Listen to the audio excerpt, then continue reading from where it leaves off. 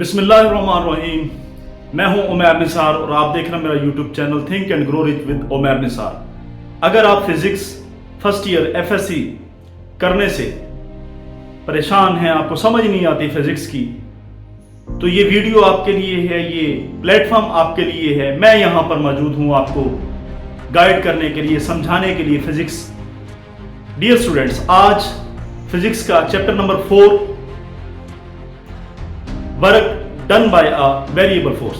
इससे पहले हमने work done bye a constant force बड़े ही कंप्रीहेंसिवली वे के अंदर हमने कवर किया। आज हम work done bye a variable force. Variable force ऐसी फोर्स होती है जो तब्दील होती रहती है, जो चेंज होती रहती है। कभी 5 न्यूटन होगी, कभी 6 न्यूटन होगी, कभी 8 न्यूटन होगी, कभी 10 न्यूटन होगी, कभी 12 न्यूटन होगी। अच्छा, डिस्प्लेसमेंट के साथ चेंज होती रहती है। 2 एग्जाम्पल्स आर देयर मेंशनेबल।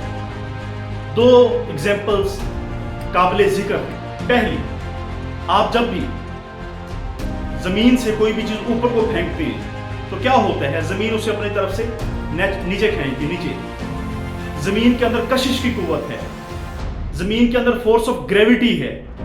जमीन फोर्स ऑफ ग्रेविटी के साथ चीजों को अपनी तरफ नीचे की तरफ खींचती है। याद रहे, आपको ये बात हमेशा याद रहे कि जितनी हम ज्यादा ऊपर फेंकेंगे चीज को, जमीन की जो कशिश की ताकत है उस पर कम होगी।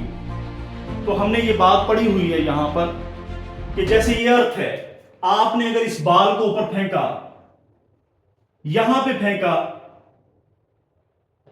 अगर इससे ऊपर बाल चली जाए तो फोर्स ऑफ ग्रेविटी जो है, ये formula F force of gravity है, ये हमें जमीन की कशिश की कुव्वत का फार्मूला है। ये हमें ये बताता है कि फोर्स जो होती है वो इनवर्सली प्रोपोर्शनल होती है 1/r² के। क्या मतलब, जैसे जैसे आर बढ़ता जाएगा, ये वाला फासला बढ़ता जाएगा, जमीन की इस बाल के ऊपर ग्रिफ्ट जो है, जो फोर्स है, वो वैसे वैसे कम होती जाएगी। यानी फोर्स जो है वो तब्दील हो रही है। यहां पे फोर्स बहुत ज्यादा है, जब ये बाल यहां पे होगी, फोर्स बहुत, जमीन की जो फोर्स ऑफ अट्रैक्शन है वो बहुत ज्यादा होगी। बट जैसे ही बाल को हम ऊपर फेंकते जाएंगे, यहां पे जमीन की जो इसके ऊपर जो ग्रिफ्ट है, आर के इनवर्सली प्रोपोर्शनल r² के इनवर्स स्क्वायर लॉ इसे कहते हैं। जैसे जैसे बाल ऊपर मूव करेगा, बाल आसमानों को, बुलंदियों को छुएगा, वैसे वैसे जमीन की जो ग्रिफ्ट है बाल के ऊपर, या जमीन की फोर्स ऑफ ग्रेविटी है, वो कम होती जाएगी। लिहाजा फोर्स चेंज हो रही है, फोर्स तब्दील हो रही है, फोर्स वेरिएबल है। फार्मूले से भी हमें यह पता चल रहा है फोर्स वेरिएबल है। इसी तरह सेकंड एग्जांपल, अगर आपने इस स्प्रिंग को के साथ मास अटैच है, इस मास को आपने स्ट्रेच किया हुआ है, फोर्स के साथ खींचा हुआ है, तो क्या सीन होगा, जितना ज्यादा आपने खींचा है उतनी ज्यादा इसके अंदर फोर्स स्टोर होगी। यहां से हम कहेंगे F directly proportional to -x। इससे मुराद क्या है कि फासले के एतबार से फोर्स कम होगी या ज्यादा होगी। फासला अगर बढ़ेगा या स्ट्रेच जो है इसका बढ़ेगा, इतनी ज्यादा इसके अंदर फोर्स स्टोर होगी। अगर फासला कम होगा, स्प्रिंग के अंदर उतनी ही फोर्स कम होगी। जितना स्प्रिंग जो है स्ट्रेच होगा, उसमें फैलाव होगा, उतनी ही स्प्रिंग के अंदर ज्यादा फोर्स होगी। जितना जितना स्ट्रेच कम होगा, ऐसे करके कम होगा, उतनी उतनी उसके अंदर फोर्स कम होगी। यहां से हमें यह चीज पता चली कि फोर्स जो है वो कांस्टेंट नहीं है, तब्दील हो रही है, फोर्स चेंज हो रही है। यानी कि अब हम इस चैप्टर के अंदर work done bye a variable force, यानी कि जब फोर्स तब्दील हो रही होगी, जब फोर्स चेंज हो रही होगी, जब फोर्स कांस्टेंट नहीं रहेगी, जैसे जमीन के केस में ऊपर जाएंगे जाएंगे तो आर बढ़ता जाएगा, फोर्स जो है अट्रैक्शन की कम होती जाएगी। इसी तरह स्प्रिंग के केस में है, फासला आगे पीछे जब होगा, फोर्स वैसे ही वेरी करेगी। तो कहने का मकसद ये है, इस केस में हम वर्क कैसे कैलकुलेट करेंगे। डियर स्टूडेंट्स, आज हमारे टॉपिक का नाम है work done bye a variable force. तरीकाकार सिंपल है, आपने पूरा जो पाथ है उसे छोटे छोटे इंटरवल्स में डिवाइड कर लेना है, छोटे छोटे इंटरवल में, और हर इंटरवल के दरमियान इस तरह से डिवाइड करना है पाथ को कि हर इंटरवल के दौरान वर्क जो है वो कांस्टेंट रहे, सॉरी फोर्स कांस्टेंट रहे। इंटरवल्स ऐसे डिवाइड करने के फोर्स आपकी कांस्टेंट रहे। जी तो डियर स्टूडेंट्स, जब फोर्स कांस्टेंट नहीं रहेगी तो हम क्या करेंगे, जो पाथ है, जो रास्ता है, जैसे यहाँ P से Q है, इसे आप छोटे छोटे स्मॉल इंटरवल्स में डिवाइड कर लेंगे। इस तरह से डिवाइड करेंगे कि हर इंटरवल के दौरान फोर्स कांस्टेंट रहे। जी डियर स्टूडेंट्स, आप चेक कर सकते हैं कि यहाँ से अगर यहाँ पे फॉर एग्जाम्पल 2 न्यूटन फोर्स है, यहाँ पे 3 है, यहाँ पे 5 है, यहाँ पे 8 है, यहाँ पे 9 है, यहाँ पे 10 है, यानी फोर्स कांस्टेंट नहीं रह रही। तो क्या करेंगे, हम इस पूरे पाथ को P से लेकर Q तक छोटे छोटे इंटरवल में डिवाइड कर लेंगे। जैसे यहाँ से लेकर हमने पहला इंटरवल ये है, सेकंड ये है, थर्ड ये है, ये ith इंटरवल है, इसी तरह ये nth इंटरवल है। हमने ये डिवाइड कर लिया। डिवाइड करने के बाद अब हम हर इंटरवल के लिए, आखिरी को आप nth इंटरवल कह लें, इसे nth इंटरवल कह लें। यहां पे जो फोर्स है इसका डिस्प्लेसमेंट यहां पे छोटा सा d बना लिया, डेल्टा d1। ये कितना हो गया जी, डेल्टा d2 हो गया, दैट इज डेल्टा d3। यहां पे इसके लिए, इस इंटरवल के लिए डेल्टा di आप कह लेंगे, इसके लिए डेल्टा dn कह लेंगे आप, छोटा सा। तो यहां पे फोर्स जो है वो F1 लग रही है, इस फोर्स को आप F2 कह लेंगे। यहां पे जो फोर्स है F2 है। इस एंगल का नाम θ1 रखेंगे, θ1 दैट इज θ2। यकीनन आपको बात समझ आ गई होगी कि कैसे हम आगे मूव करेंगे। डियर स्टूडेंट्स, इतना करने के बाद अब F1 जो है वो कांस्टेंट है इंटरवल डेल्टा d1 के लिए। Here F1 is constant for delta d1, F2 is constant for delta d2.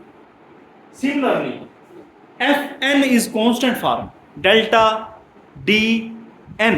तो हम यहां पे पहले इंटरवल के लिए वर्क कैलकुलेट करेंगे, यानी डेल्टा w1 कैलकुलेट करेंगे। आइए मेरे साथ चेक कीजिएगा। Delta w1 is equal to F1 dot delta d1। इसे आप जब ओपन करेंगे क्या होगा, F1 delta d1 cos theta. तो सिमिलरली हम कर लेंगे, सिमिलरली अगर ये डेल्टा w1 है तो यहां पे F1 है, डेल्टा d1 है, cos थीटा 1 है। इसी तरह से अगर डेल्टा w2 होगा वो क्या होगा, F2 delta d2 cos theta 2।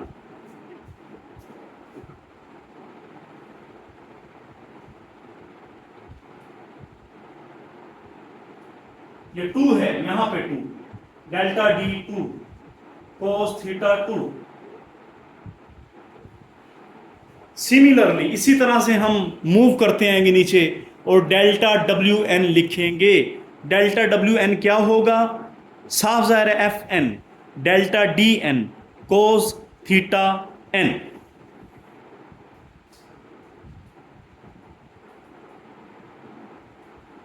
Delta wn is equal to, यानी ऐसे चलता आएगा, Fn delta dn cos theta n। अब इन सबको ऐड कर देंगे, आप इन सबको ऐड कर देंगे। कैसे ऐड करेंगे, टोटल वर्क के लिए यहां का वर्क जमा यहां का वर्क जमा यहां का वर्क, मतलब डेल्टा w1 डेल्टा w2 यानी total work.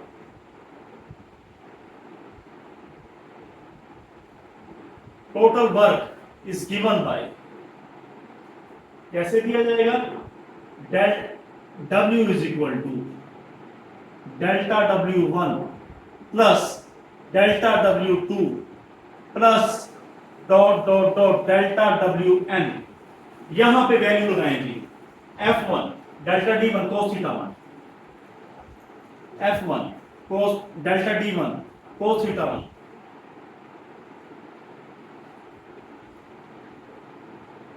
Plus F2 delta d2 cos theta 2 plus dot dot Fn delta n cos theta n। Check कर सकते हैं आप, बड़ा ही सिंपल है, वेरी सिंपल। आप चेक कर सकते हैं ये पूरी इक्वेशन। अब साफ जाहिर है पहले में 1 1 आ रहा है, फिर 2 2 आ रहा है, फिर dot dot dot N N आ रहा है, तो हम सिंपली इन जनरल फॉर्म में से क्या लिखेंगे, एफ आई डेल्टा डी आई, यानी कि इधर अगर 1 है, इधर भी 1 है, इधर भी 1 है, इधर 2 है, इधर भी 2 है, इधर भी 2 है, अगर आखिरी वाले में n है, उधर भी n है, फिर n है, एफ आई डेल्टा डी आई कोस थीटा, यानी अगर इधर 1 है, ये 1 है, 1 है, 1 है, यहां पे 1 है, इधर भी 1 है, इधर भी 1 है, या इधर 2 है, इधर 2 है, इधर भी 2 है, इधर भी 2 है, तो हम यहां पे सिंपल आई की शक्ल में लिखेंगे, आई आई आई। और बेसिकली ये हो क्या रही है, ये सारी रकमें जमा हो रही है, कहां से 1 से लेके 1 2 3 n तक, तो क्या लिखेंगे, समेशन का मतलब होता है जमा हो रही है, समेशन मीन सम, यानी प्लस हो रहा है, प्लस हो रहा है, आगे प्लस हो रहा है, डॉट डॉट प्लस हो रहा है, समेशन कहां से, आई से शुरू हो रहा है, यानी आई कहां से शुरू हो रहा है, आई 1 से शुरू हो रहा है, और कहां पे खत्म हो रहा है, n पे, तो हम लिखेंगे I is equal to 1 into n is equal to w। अगर हम इस फार्मूले को ओपन करें, इस फार्मूले को ओपन करें, हम इसे ओपन करें, आई की जगह पे 1 लगाएं, तो क्या आएगा, पहली वैल्यू बच जाएगी। समेशन का मतलब होता ही जमा है, समेशन का मतलब, समेशन जब ओपन करेंगे, समेशन का मतलब है जमा, जब आई की जगह पे 2 लगाएंगे दूसरी रकम आ जाएगी। तो ये पूरे एक्सप्रेशन को, समेशन वाले को बंद करने का यही फार्मूला है। डियर स्टूडेंट्स, यही टोटल वर्क है जो कैलकुलेट किया गया है।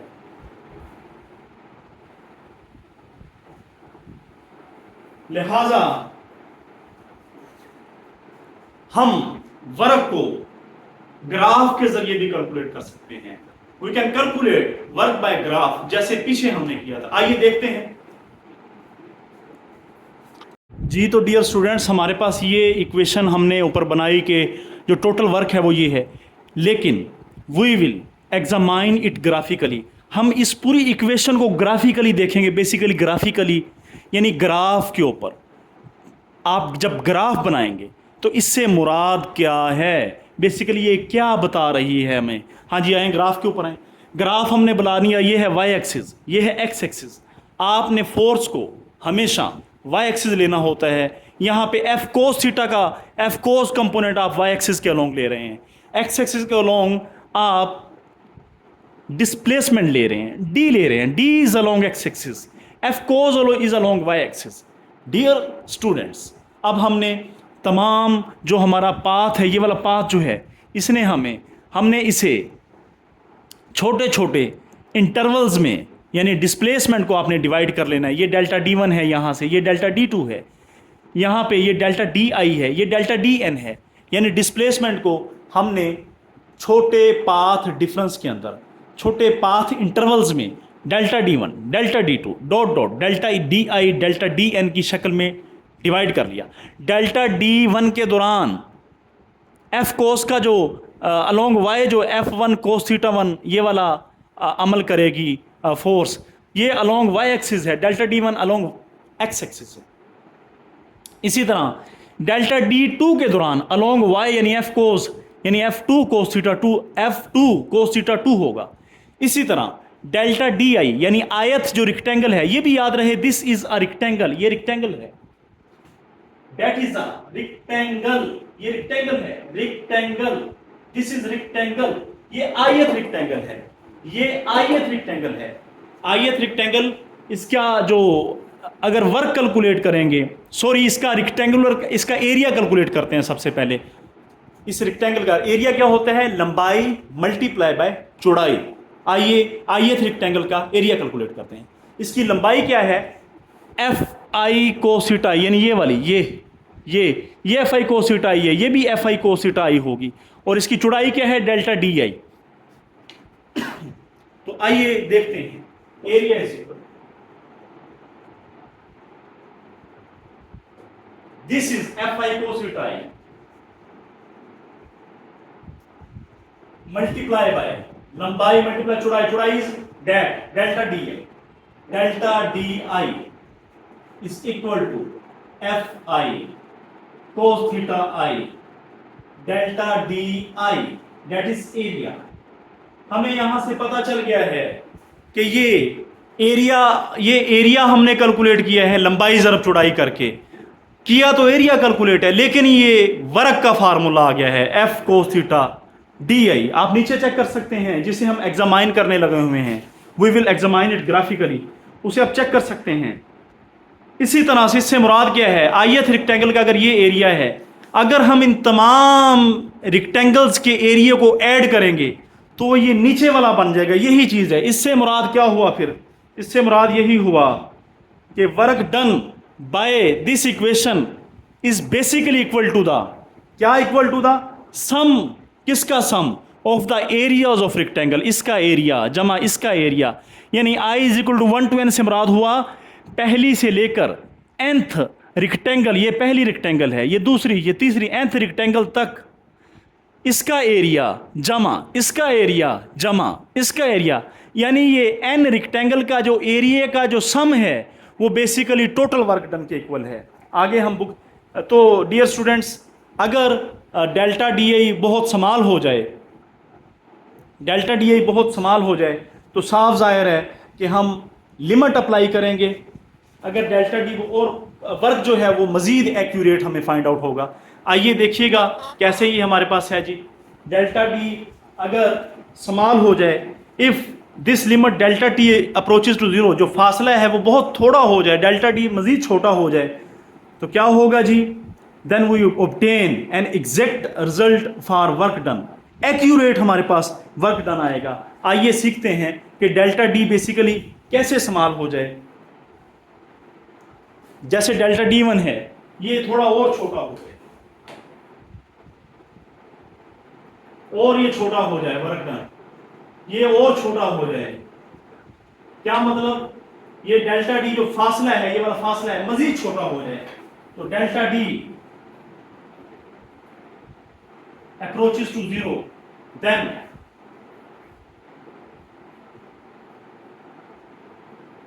Limit delta D approaches to zero, right it,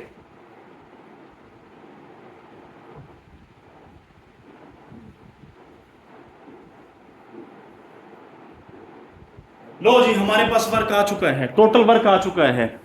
dear students, उम्मीद करता हूं आपको बात समझ आ गई होगी। Work done bye a variable force. अच्छा, वेरिएबल फोर्स जो होती है, मैंने आपको जैसे पहले बात बताई है कि ऐसी फोर्स जो तब्दील होती रहती है, यानी कि जब जब डिस्प्लेसमेंट बॉडी तय करती है, फोर्स तब्दील होती रहती है, कभी फोर्स 10 न्यूटन हो गई, कभी 11 न्यूटन, कभी 12 न्यूटन, यानी क्या मतलब, फोर्स चेंज होगी, फोर्स कांस्टेंट नहीं रहेगी। In many cases the force does not remain constant, काफ़ी सारे ऐसे केसेस हैं जहाँ पे फोर्स कांस्टेंट नहीं रहती। During the process of doing work, process of doing work से मुराद होता है कि ऐसा अमल जिसके दौरान काम किया जाता है। साफ ज़ाहिर है वर्क क्या होता है, आपने फोर्स लगानी है और डिस्प्लेसमेंट तय करवाना है, इसे कहते हैं प्रोसेस ऑफ डूइंग वर्क। तो उस दौरान the force does not remain constant नहीं रहती। मिसाल के तौर पे as a rocket moves away from the earth, जैसे ही कोई रॉकेट जो है वो ज़मीन की सतह से जो है वो जब मूव्स अवे दूर जाता है, work is done against the force of gravity. साफ ज़ाहिर ग्रेविटी जो है वो नीचे की तरफ अमल करती है और रॉकेट जो है वो ऊपर की तरफ मूव करता है, तो रॉकेट के ऊपर फोर्स ऑफ ग्रेविटी अमल करती है, तो इस वजह से वर्क जो है रॉकेट को कशिश की कुव्वत के ख़िलाफ़ करना पड़ता है, which varies as the inverse square of the distance from the earth centre. अच्छा, ये फार्मूला हमने पढ़ा ही हुआ है, F is equal to G/m/r²।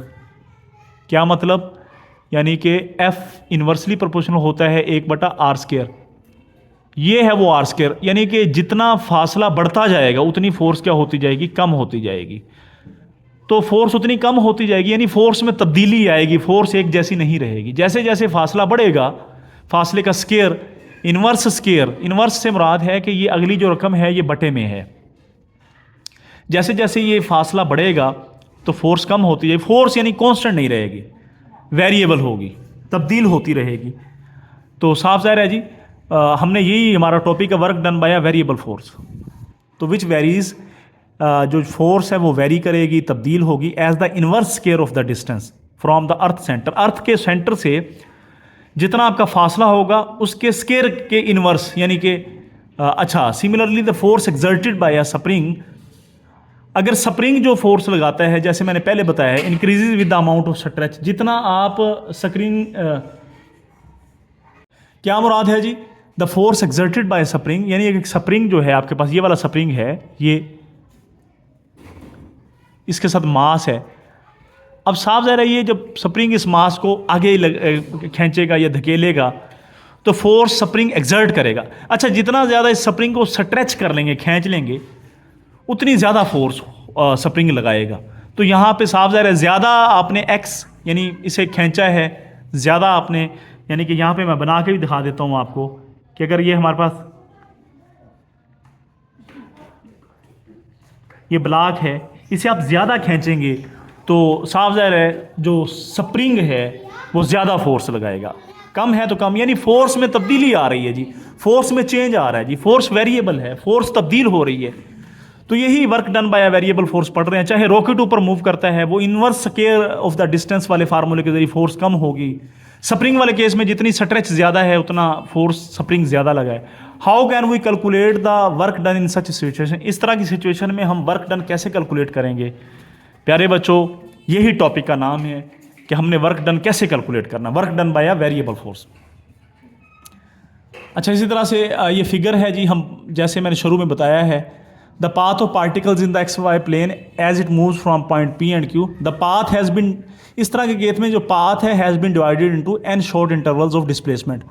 आपका जो टोटल जो रास्ता है बीन डिवाइडेड, उसे तकसीम किया जाएगा इनटू एन शॉर्ट इंटरवल्स, यानी कि छोटे छोटे आप उसे तकसीम करेंगे छोटे छोटे में इंटरवल्स में of displacement delta D1, delta D2, delta Dn and F1, F2, F1 are the forces acting during these intervals respectively. क्यों करेंगे ये भी अभी डिस्कस करते हैं।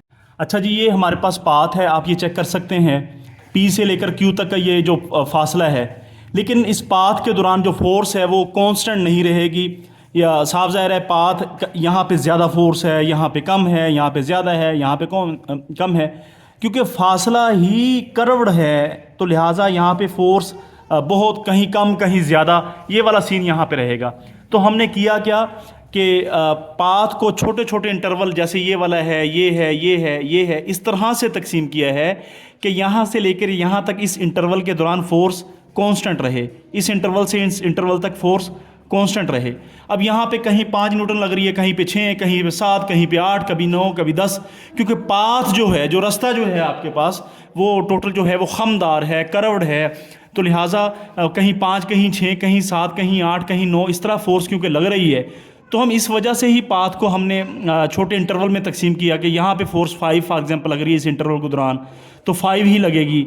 इसके दौरान 7 न्यूटन लग रही है तो यहाँ पे 7 लगेगी, इसके दौरान 8। यानी मकसद ये है कि इस इंटरवल के दौरान फोर्स कांस्टेंट है, इस इंटरवल के दौरान फोर्स कांस्टेंट है, यानी कि आपने तो during each small interval the force is suppose to be approximately constant, यानी हर छोटे इंटरवल के दौरान जो फोर्स है उसे आप कांस्टेंट फ़र्ज कर लेंगे, सपोज टू बी फ़र्ज हम करते हैं कि अप्रोक्सीमेट वो कांस्टेंट। और कांस्टेंट फोर्स के लिए हमने वर्क का फार्मूला पिछले आर्टिकल के अंदर सिंपली फाइंड आउट किया था कि फोर्स और डिस्प्लेसमेंट को आपस में मल्टीप्लाई कर दें, वो कांस्टेंट फोर्स के लिए फार्मूला था। तो हमने यहाँ पे लिए W1 फाइंड कर लें, W1 डेल्टा W1 यानी कि work done during first interval, यानी जो वर्क डन है during first interval delta W1 वो क्या होगा, इस F1 को इस डेल्टा D1 से मल्टीप्लाई कर दें, dot product F1 dot delta D1, ये क्या हो जाएगा F1 cos theta 1 delta D1, यानी ओपन करेंगे तो आपके पास साफ ज़रा F dot delta D, F delta D cos theta आ जाएगा। इसी तरह साफ ज़रा अगर हम W2 के लिए, यानी कि W2 किसके बराबर होगा, W2 डेल्टा W2, डेल्टा का मतलब है इंटरवल के लिए वर्क, डेल्टा का मतलब है इंटरवल, यानी ये W2 है, यहाँ इस इंटरवल के लिए delta W2 is equal to F2 dot delta D2, इसे ओपन करेंगे F2 delta D2 cos theta 2 2 2 2, यानी ये दूसरे इंटरवल के लिए वर्क आ गया। इसी तरह so on the total work in moving. अब टोटल वर्क कैसे फाइंड करेंगे, इन सब को जमा, यानी यहाँ से लेकर यहाँ तक अगर टोटल वर्क फाइंड करना है तो इस इंटरवल का वर्क जमा इस इंटरवल का वर्क जमा इस इंटरवल का वर्क, यानी डेल्टा W1 जमा डेल्टा W2 जमा delta W3 dot dot delta WN, ये आपने यहाँ पे W टोटल फाइंड करना है। ये आपने डेल्टा W1 जमा डेल्टा W2 जमा डॉट डॉट डेल्टा WN। यकीनन आपको बात समझ आ गई होगी। डेल्टा W1 की वैल्यू क्या है, F1 cos θ1 delta D1 simple, ये वैल्यू ये वाली यहाँ पे लगा दी। इसी तरह ये वाली वैल्यू जो है वो यहाँ पे लगा दी। ऐसे डेल्टा WN की वैल्यू क्या होगी, Fn cos θn delta DN। तो ये हमारे पास वैल्यूज आ गई हैं। अच्छा, इसे हम लिख लेंगे W total is equal to, क्योंकि ये 1 है, ये फिर आगे 2, ये फिर 3, हम general F I cos θ I delta DI लिख लिया। और I के ऊपर हमने शर्त लगाई है, I कहाँ से कहाँ तक है, 1 से शुरू हो रहा है और एंड कहाँ पे हो रहा है, n पे हो रहा है। तो I is equal to 1 to n। और समेशन का मतलब ये है कि ये सारी रकमें आपस में जमा होंगी, जैसे मैंने वीडियो के शुरू में बात की है। यकीनन आपको बात समझ आ गई होगी। इसी तरह आप ग्राफिकली भी देख लें कि आपने F cos θ लिया हुआ है अलोंग y एक्सिस और डिस्प्लेसमेंट D लिया हुआ है अलोंग x एक्सिस। इसी तरह हमने जो पिछला आर्टिकल था work done during constant force, उसके दौरान भी हमने फोर्स F ली हुई थी अलोंग y एक्सिस और डिस्प्लेसमेंट D लिया हुआ था अलोंग एक्सिस। यहाँ पे क्या करेंगे, ये पूरी कर्व है जी, ये वाली कर्व, ये कर्व, तो ये पूरी एक हमारे पास जो कर्व है दिखाई गई है, इस कर्व को ही हमने लिया हुआ है। तो इसे आपने D को डेल्टा D यहाँ से लेकर यहाँ तक डेल्टा D1, यहाँ से लेकर डेल्टा D2, इसी तरह ये डेल्टा D3, ऐसे ये डेल्टा DI, ये डेल्टा DN हो गया। यहाँ पे जो 1 है तो यहाँ पे फोर्स का F1 cos θ1 वाला लेंगे। इसी तरह यहाँ पे I है तो Fi cos θ I, यहाँ पे N है तो Fn cos θn।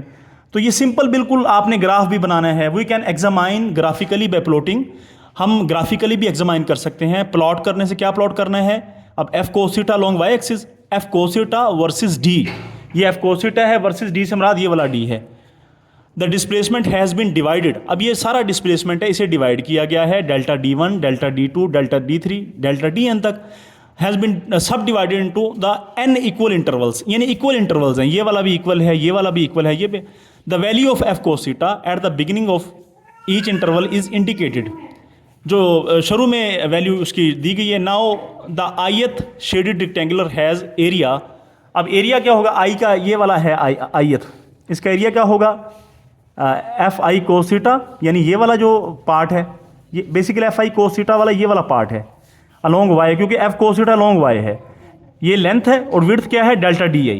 Fi cos θ I यानी ये वाली length multiply by that width, यानी मैं अगर इसे साइड पे करके दिखाऊं तो ये ऐसा सीन है डेल्टा DI, यानी ये डेल्टा DI ये आपने लिख लिया।